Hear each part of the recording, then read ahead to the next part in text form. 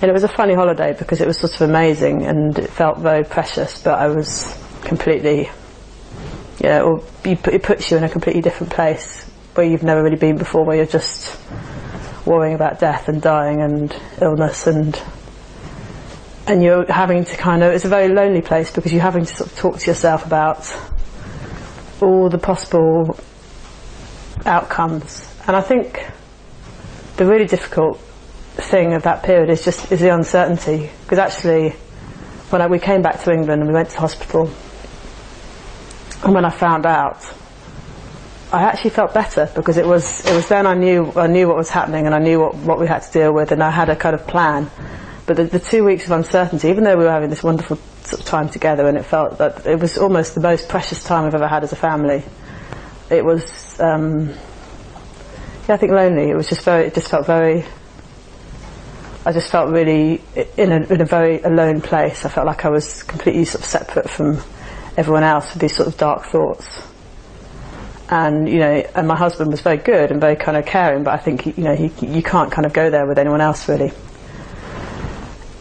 And so the actual finding out, I think I already knew in a way.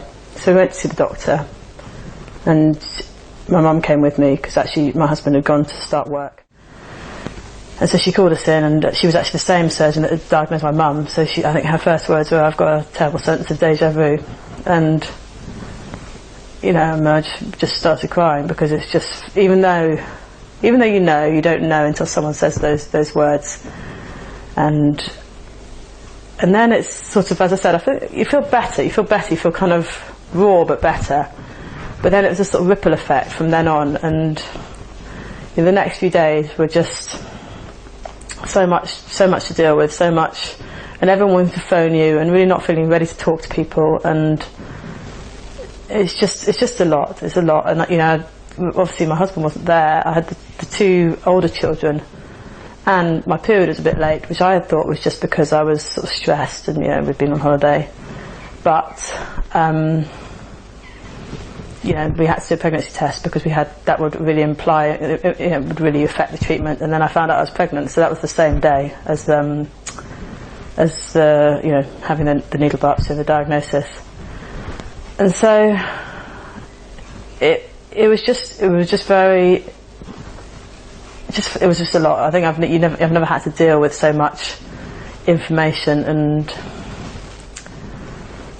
implications in my life until then. And I was only 33, and I think that obviously people get cancer a lot younger, and I was old enough in some ways. I think it did. I had expected it to happen later, I think. So, and my children were just babies. I think that's what I was saying when the surgeon first told me, is that my children were just babies.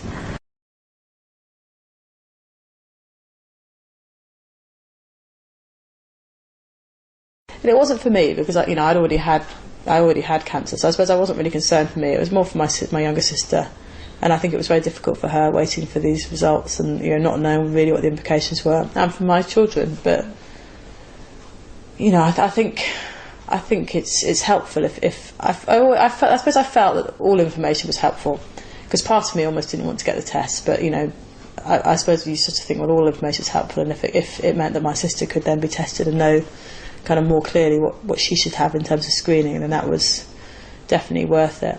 But it wasn't a nice kind of experience.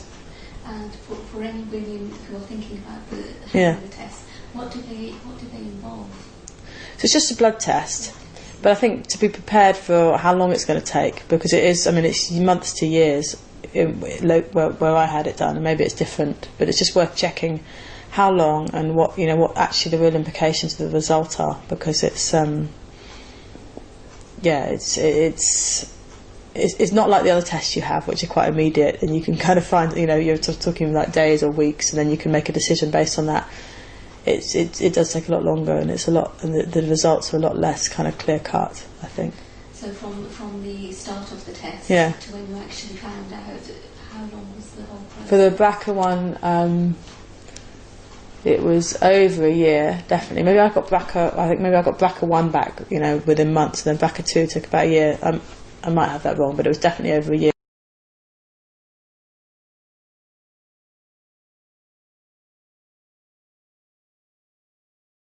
I found out that the lumps seemed to be not too big, but when we had the mammogram there was an area of calcification, so they thought, having first of all thought I was going to have a lumpectomy, it then became a mastectomy. But actually, psychologically I felt better with that. I think I felt that I would rather get rid of the whole breast. I didn't like the idea of then having to monitor it and feel for lumps, and I was quite, again, it was a moment when I felt much better. That I had, after the mastectomy, I felt quite relieved. I felt like something had been lifted from me and taken away from me, and this lump which I'd been living with and feeling, and even though I had to persuade myself not to feel it or touch it even, because it was just it would give me a kind of hole. It just felt horrible. I felt that when it had gone, when the breast had gone, it just felt I felt so much better. And the doctors and the care I had they were just brilliant.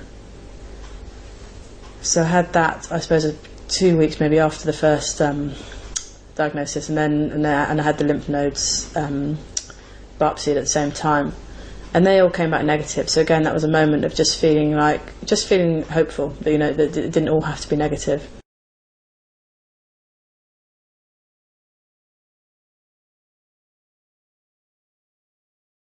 I've had mastectomy, and then I had actually another mastectomy and reconstruction a year when about two years ago, and which was again really, I think, brilliant for my kind of quality of life and my just feeling like a functional. I mean, again, everyone's very different, and I think that it was a lot about getting rid of the other breast, because there was because of my family history, there were lots of genetic kind of queries. I had to have lots of possible genetic investigations, which all kind of came back negative, but I think they still felt that I was at risk because of the sort of early time I'd got breast cancer in my family history. So I was quite keen to get rid of the other breast, and then the plastic surgeons said they could do some reconstruction at the same time, and that was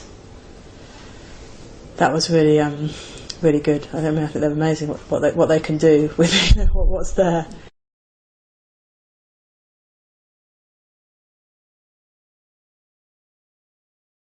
I think also the other thing which my doctor said, which was very helpful, was even if it doesn't pose any extra risk to you or the baby, it's going to be a lot, and after all this treatment you might not want a new baby. And I think that was really helpful, because it is a lot, and you almost forget that having a new baby, it feels like such a positive thing, but actually it is hard work, and it is, again, a lonely existence in a way when the baby's very small. Even if quite a bit of support, because were you off work? Yeah, I was off work, but I think even so, you do forget that there's a lot of work to having a baby. It's not all just bunches of flowers, and I think that was. I think him having said that, I just feel like almost there's bits of reality, because you become a bit it becomes a bit like a fantasy in a way, that you're going to kind of come out of this with a baby and life's going to be all beautiful and fine again. And actually, I think there's sort of the moments of realising that that there's a reality of another little person to look after, and that's quite tricky. And even just things like only having one breast, and the fact that people kept asking me, in the hospital, they kept coming in and saying, "How are your breasts?" And in the end, I just said, "I've only got one breast." She just said, I mean, they weren't meaning to be insensitive, but you just felt that was just something that they wouldn't even think to sort of correct themselves.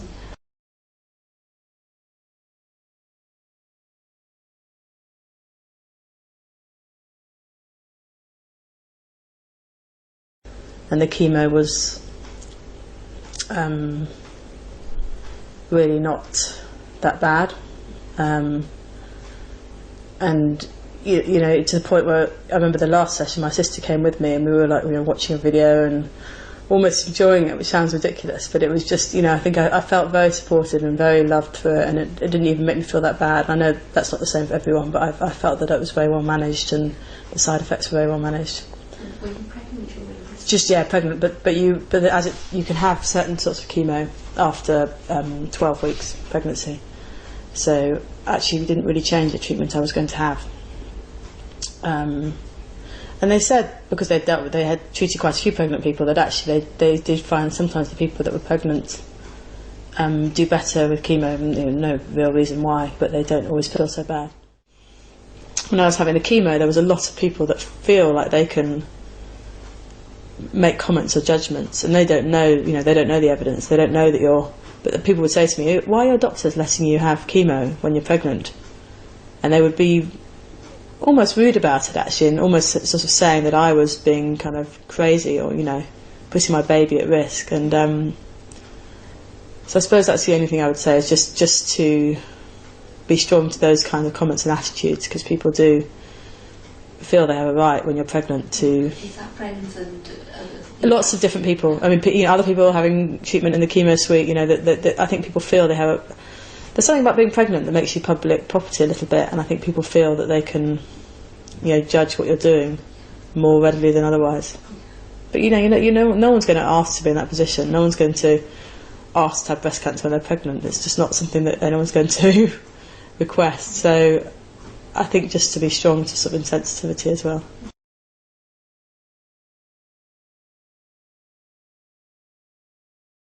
The two operations, both the mastectomy and then the oophorectomy, taking the ovaries out, they felt very different because they felt prophylactic. I suppose I felt a little bit more in control, like I was doing something. I wasn't just getting rid of disease, I was doing something kind of to help myself in the future. And so I felt, I think that sort of feeling control made me feel quite... It wasn't so scary, and I guess inevitably it's not so scary, because you just feel like you're just, you're sort of dealing with possibility rather than actual certain having to have it done. So I think and again I felt better for both those operations.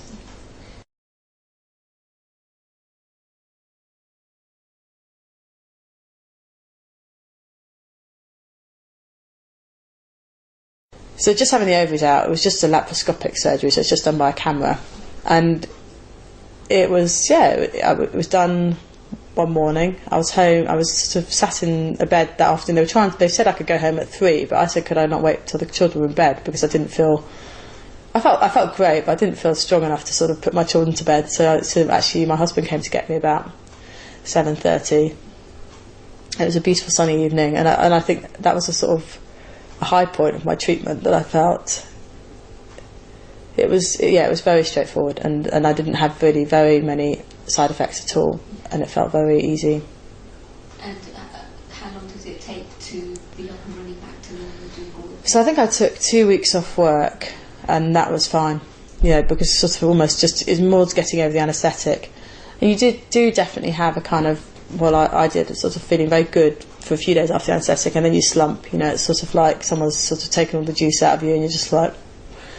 but I think a lot of that's the anaesthetic, and the operation itself was... I think if it's straightforward, it was just... And the scars were just tiny, I had like one on my belly button and one about half an inch long, lower down. So it wasn't... it didn't seem... And I suppose you've had quite a bit of messing around inside you, but I didn't feel very... It didn't feel bad at all, actually.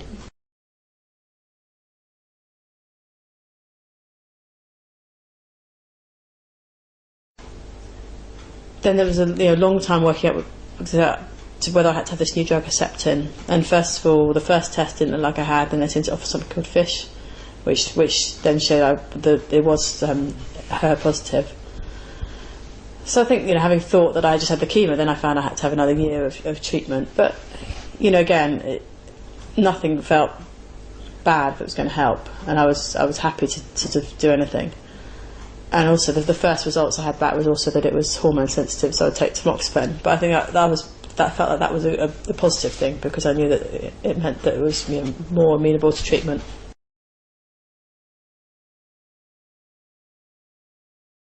And it was just one trip to the chemo suite, and so putting a line in and then hooking you up, and I think it was a couple of hours just of a bag dripping in.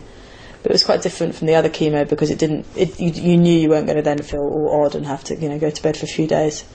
So it was literally just like going to the chemo suite, a few hours of a bag, and then I had to have heart scans through it, so that was, I suppose, the only other complication. I had to have 2 heart scans while I was having it. But yeah, just to make sure everything was okay. But in terms of the actual Herceptin, didn't have any side effects for me, and I think that's quite standard. That's good. So when you were there for 2 hours, yeah, was there a nurse with you, or yeah, I tended to take a friend with me or a book or something. In fact, a couple of times I took the baby with me because, you know, it was just sort of nice to have her there when she was very little. And, you know, I remember those times being quite peaceful, quite, you know, you're actually forced to, especially when you've got small children, you're forced to sort of sit still and relax, really. So it wasn't that bad.